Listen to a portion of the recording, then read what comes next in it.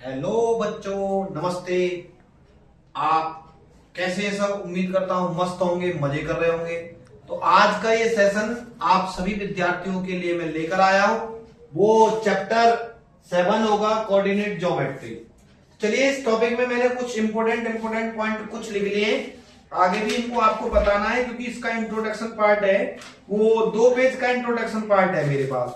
तो इसमें से मैं महत्वपूर्ण जानकारी आपके सामने साझा कर रहा हूं बहुत शॉर्टकट में। देखो, पहले तो आप ये समझ लो इस चैप्टर में आपको क्या क्या पढ़ना है बोर्ड एग्जाम के लिए। तो वो मैंने यहाँ पहले समराइज कर दिया आपको पढ़ना क्या है। तो देखो, पहले तो आपको पढ़ना है कोऑर्डिनेट एक्सिस क्या होती है, यानी कि एक्स एक्सिस किसको कहते हैं, वाई एक्सिस किसको कहते हैं। पहले तो ये पढ़ना है। डिस्टेंस बिटवीन 2 पॉइंट, फिर हम पढ़ेंगे आपको कोई 2 पॉइंट दिए, उन 2 पॉइंटों के बीच की डिस्टेंस को हमको पढ़ना है। ये टॉपिक आपको 5 मिनट में ही नहीं लगेंगे, तब तक ही कंप्लीट हो जाएगा। 2 मिनट का सेशन है, केवल आपको समझना है। मैं जो लिखा है उसको पढ़ के आपको समझा रहा हूं। इसको समझाने में केवल 2 या 3 मिनट का टाइम लगेगा बस। तो देखिए, इसके बाद में आपको मान लो कोई 2 पॉइंट दिए हैं किसी भी कार्टेशियन प्लेन में, उन 2 पॉइंटों के बीच की डिस्टेंस हम कैसे निकालेंगे, ये आपको इस चैप्टर में पढ़ना है। इसके बाद distance of a point from a origin. अब आपके पास कोई ओरिजिन है, उसकी किसी पॉइंट से, कोई पॉइंट है उसकी ओरिजिन से डिस्टेंस क्या है, ये आपको सीखना है। और एक और पॉइंट इसमें रह गया है जो मैं ऐड नहीं कर पाया आपके पास। अब इसमें देखो, डिस्टेंस बिटवीन 2 पॉइंट, इसमें 3 टॉपिक पढ़ते हैं। एक तो मिड पॉइंट फॉर्मूला पढ़ते हैं। क्या पढ़ते हैं? Mid point formula. 2 पॉइंटों के बीच का मिड पॉइंट फॉर्मूला सीखेंगे निकालना। और एक पढ़ेंगे हम सेक्शन फॉर्मूला। सेक्शन फॉर्मूला सीखेंगे, इंटरनल वाला एक्सटर्नल वाला, ये भी सीखना आपको।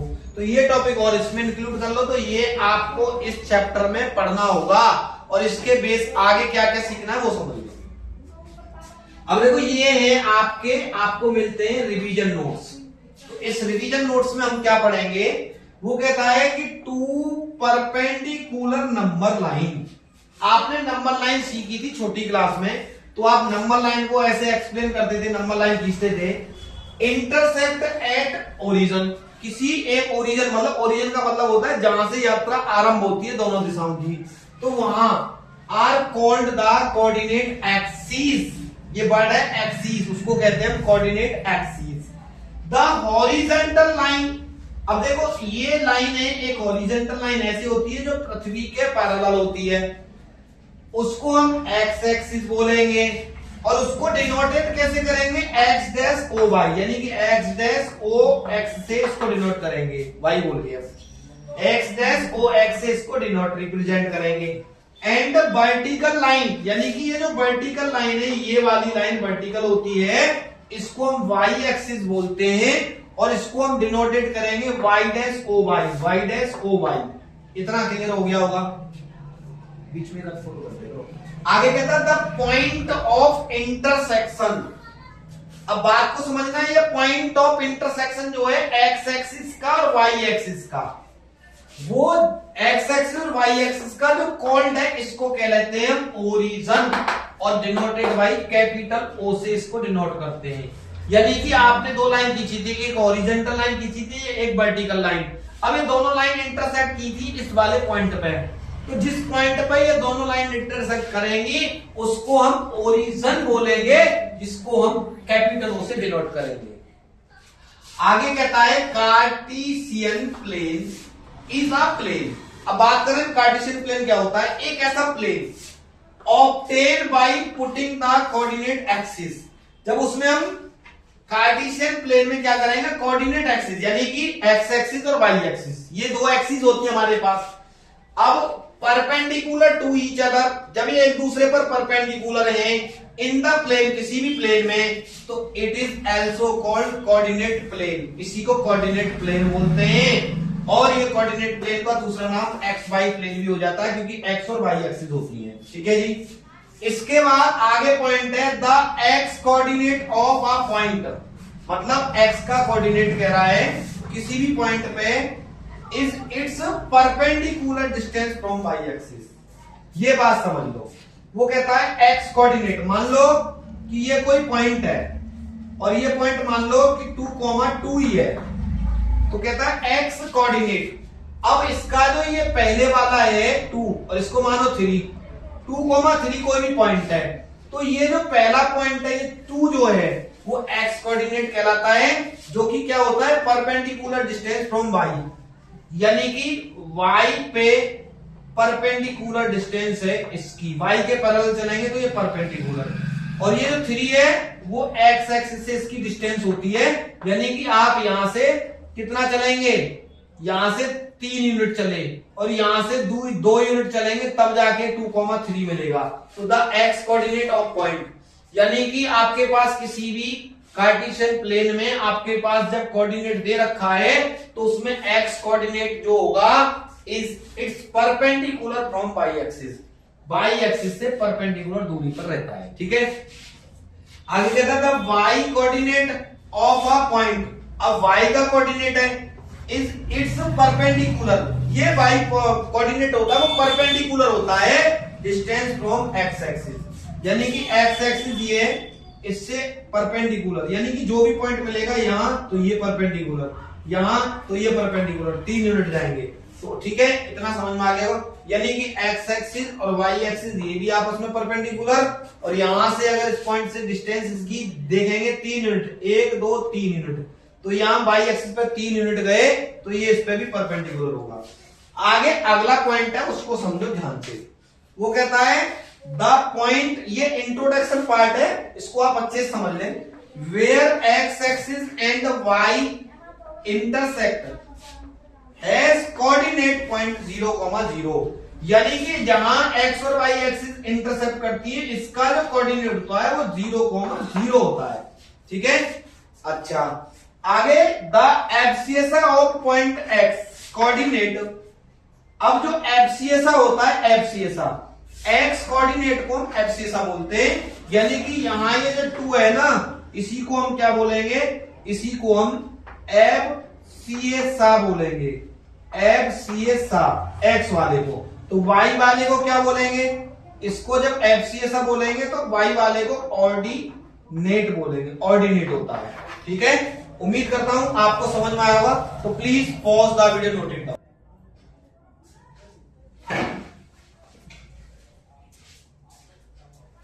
देखिए अब आगे का पॉइंट है, हमने अभी पॉइंट पे बात की थी, अगला पॉइंट है the axis divide the Cartesian plane. जो हमारे पास जो एक्सिस होती है ना एक्स और वाई, वो डिवाइड करती है कार्टेशियन प्लेन में इनटू 4 पार्ट। कितने पार्टों में, 4 पार्टों में। अभी हमने पढ़ा था यहाँ, तो एक एक्स एक्सिस वाई एक्सिस, तो ये 1 2 3 4, थोड़ा सा फील करने के लिए यहां बना देता हूं, आपका ये वाला था, तो ये था कार्टेशियन प्लेन था अभी जो रफ हो गया है, तो ये इसको 4 पार्ट में डिवाइड करता है। आगे कहता है 4 पार्ट्स जो है वो क्वाड्रेंट कहलाता है, इसको हम क्वाड्रेंट कहते हैं, पहला क्वाड्रेंट, दूसरा क्वाड्रेंट, तीसरा और चौथा। तो ये यानी कि 1/4 पार्ट होता है पूरे क्वाड्रेंट का। अगर मैं बात करता हूं एक क्वाड्रेंट की, ये क्वाड्रेंट है एक्स ओ वाई, जिसको हम फर्स्ट क्वाड्रेंट बोलेंगे, ये पूरे क्वाड्रेंट का, पूरे कार्टेशियन प्लेन का 1/4 पार्ट होता है, पूरे कार्टेशियन प्लेन का। इसको हम सेकंड क्वाड्रेंट बोलते हैं, इसको हम थर्ड क्वाड्रेंट बोलते हैं, और इसको हम फोर्थ क्वाड्रेंट बोलते हैं। तो यानी कि फर्स्ट क्वाड्रेंट ये, सेकंड ये, थर्ड ये और फोर्थ ये।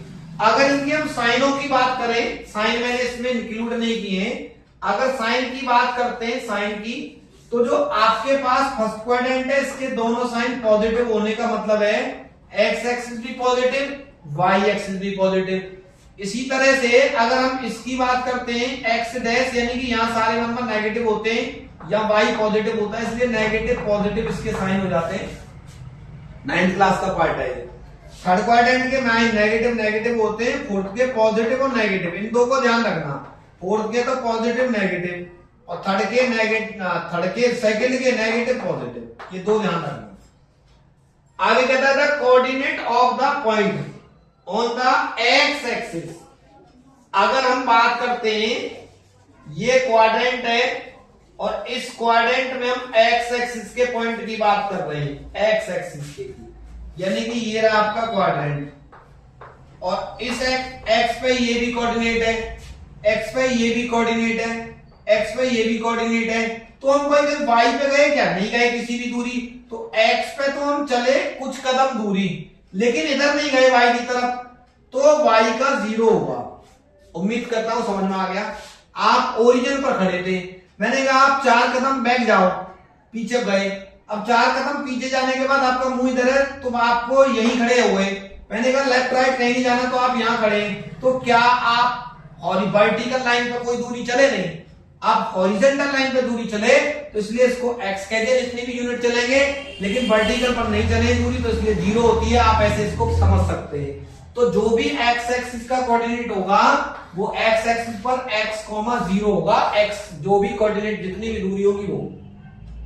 सिमिलर y एक्सिस पे जो पॉइंट होगा, y एक्सिस पे कहीं भी बात कर लो, यहां बात कर लो y एक्सिस, यहां बात कर लो, यहां बात कर लो, यहां, तो y का कोऑर्डिनेट तो 0 नहीं होगा, लेकिन x एक्सिस का कोऑर्डिनेट 0 हो जाएगा इसमें x का। तो y पे तो आप चले, लेकिन x पे नहीं चले।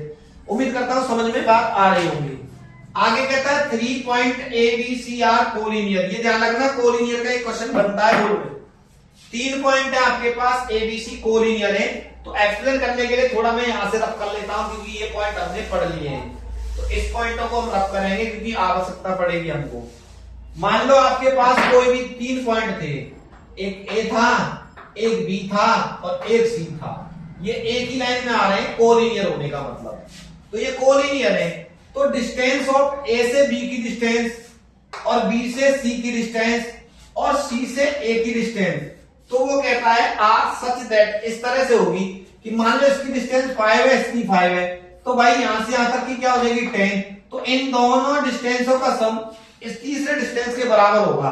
तो देखो वो ये कहता है sum of 2 distance is equal to third के, क्योंकि अब आपके ने मान लो कि यहाँ A लिया और यहां आपने अगर पॉइंट C ले लिया, यहां B ले लिया, तो अब इन दोनों डिस्टेंसों यानी कि AC प्लस CB की जो डिस्टेंस है वो AB के इक्वल हो जाएगी। तो आपको ऐसे याद रखना है, जब 3 पॉइंट कोलिनियर होंगे तो उनमें किन्हीं 2 पॉइंटों की डिस्टेंस और तीसरे पॉइंट की डिस्टेंस के इक्वल आएगी। ये बात याद रखना है। पॉइंट चाहे कुछ भी हो, कैसे भी पॉइंट हो, बस याद रखना है 2 पॉइंटों की डिस्टेंस तीसरे 3 पॉइंटों की थर्ड पॉइंट के बराबर होगी। ठीक है, उम्मीद करता हूं ये लाइन भी आपको समझ में आ चुकी होगी।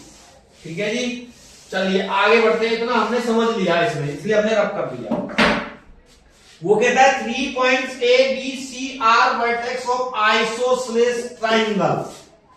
आपके पास कोई ट्राइंगल है आइसोसेलेस, यानी कि A B C।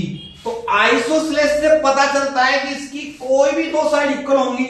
मान लो ए बी बराबर है ए सी के, ठीक है जी। तो आपसे कह रहा है 3 point A B C vertex of isosceles triangle if, ये तभी होगा जब ए से बी पॉइंट की डिस्टेंस और ए से सी पॉइंट की डिस्टेंस इक्वल हो। ठीक है, ए से बी की और बी से सी की, या फिर ए से बी की। भाई देखो ये तो मैंने लिख दिया ए बी बराबर ए सी, ये रहा ए बी बराबर ए सी भी हो सकता है और ए बी बराबर बी सी भी तो हो सकता है। मान लो कि मैंने आपसे ट्राइंगल दे दिया, ये ना देके मैंने दूसरा ट्राइंगल दे दिया। यहां ये ट्राइंगल है, इसका नाम है ए बी सी, जिसमें ए बी बराबर बी सी के है। तो ए बी भी बराबर हो सकता है बी सी के।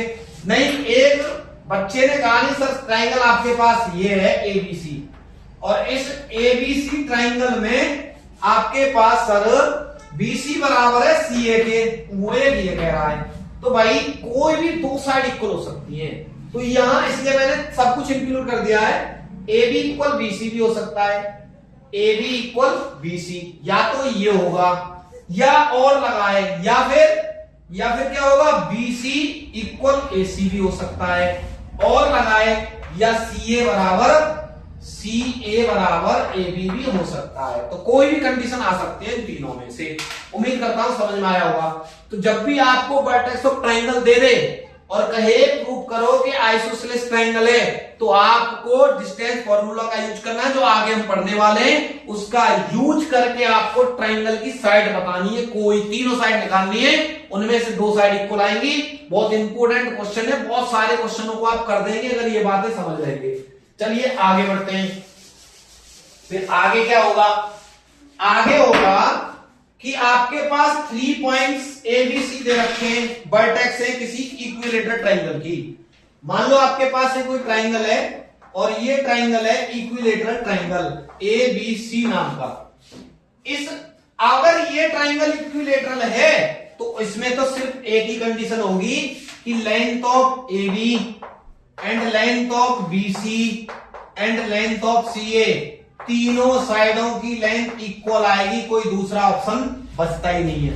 इस तरह से बहुत सारे कंडीशंस बन सकती हैं आपके पास। अब मान लो कि आपके पास कोई राइट एंगल ट्राइंगल मिल गया, एक कोई ट्राइंगल है ABC और A, B एंड C क्या है, वर्टेक्स है ऑफ ट्राइंगल की। तो आपके पास कंडीशन क्या होगी फिर भाई, तो ABC राइट एंगल ट्राइंगल है, मान लो A, B यहां है, C यहां है, तो ये वाली साइड इस पे परपेंडिकुलर हो गई। तो आपके पास लेंथ ऑफ AB का square plus length of BC का square equal to length of AC के स्क्वायर के आएगा। ये कंडीशन होगी, तब कहेंगे कि triangle ABC is right angle, कि वो राइट एंगल होगा, right angle triangle, right angle triangle. बहुत सारी कंडीशन बनेंगी, आपको पढ़नी है। मान लो कि AB इक्वल टू AC भी आ जाए तो राइट एंगल आइसोसेलेस ट्राइंगल की वर्टेक्स होंगी। तो डिफरेंट केस बन सकते हैं, मैंने मेन केस आपको इंक्लूड कर दिए जो आपके बोर्ड एग्जाम में पूछे जाते हैं, जिनसे क्वेश्चन रिलेटेड आता है, वही मैंने इंक्लूड किया है। ठीक है, तो उम्मीद करता हूं आपको ये टॉपिक इधर वाला समझ में आ चुका है। अब आ जाओ फिर लास्ट इधर में जो रह गया है, इधर में क्या टॉपिक रह गया है समझो। इधर टॉपिक है कि आपके पास द गिवन 4 पॉइंट ABC, मतलब आपके पास 4 पॉइंट दिए हैं किसी क्वाड्रिलेटरल के वर्टेक्स। अब इसके केस बना दिए मैंने। पहला केस है, मान लो कि AB की लेंथ, BC की लेंथ, CA की लेंथ और DA की लेंथ चारों इक्वल है और उनके डायगोनलों की लेंथ भी, ये डायगोनल की लेंथ और ये डायगोनल की लेंथ इक्वल है। तो हम ये जो वर्टेक्स हैं बताएंगे कि ये स्क्वायर की वर्टेक्स होंगी। किसकी वर्टेक्स होंगी, स्क्वायर की। दूसरा केस, मान लो AB बराबर CD बराबर, ये चारों साइड तो बराबर हैं बट इनके डायगोनलों की लेंथ इक्वल नहीं आए, तो अब ABCD को रोम्बस बोलेंगे। ठीक है, अब स्क्वायर नहीं है। तो आपको ऐसे क्वेश्चन आते हैं, to show the vertex ABCD are vertex of square, तो आपको ये वाली कंडीशन दिखानी पड़ेगी। और अगर मान लो AB side equal to DC के है और AD side equal to BC के है और लेंथ ऑफ डायगोनल भी इक्वल है, AB बराबर DC, AD बराबर BC, लेंथ ऑफ डायगोनल भी इक्वल है, तो ABCD फिर हमारा रेक्टेंगल हो जाएगा। और मान लो साइड अपोजिट साइड तो इक्वल आ गई but length of diagonal equal नहीं आई, तो ABCD को हम पैरेललोग्राम बोलेंगे। ठीक है, आगे की कंडीशन पे ध्यान दे, बहुत अच्छा टॉपिक है, एक बार बोर्ड में क्वेश्चन पूछ लिया इससे भी। वो कहता है सेंट्रॉइड। अब सेंट्रॉइड चीज क्या है, 8th क्लास में पढ़ के आ चुके होते हैं। इज द पॉइंट, एक पॉइंट होता है किसका, of intersection of 3 median of triangle. मान लो आपके पास कोई ट्राइंगल दे रखा है, जैसे कि ये ट्राइंगल है आपके पास कोई, इसका नाम है ABC और मीडियन का मतलब है कि इस साइड के मिड पॉइंट को इसकी अपोजिट वर्टेक्स से ज्वाइन कर दो, इस साइड के मिड पॉइंट को इसकी अपोजिट वर्टेक्स से ज्वाइन कर दो और इस साइड के मिड पॉइंट को इसकी वर्टेक्स से ज्वाइन कर दो। तो ये 3 मीडियन हो गए इस ट्राइंगल की।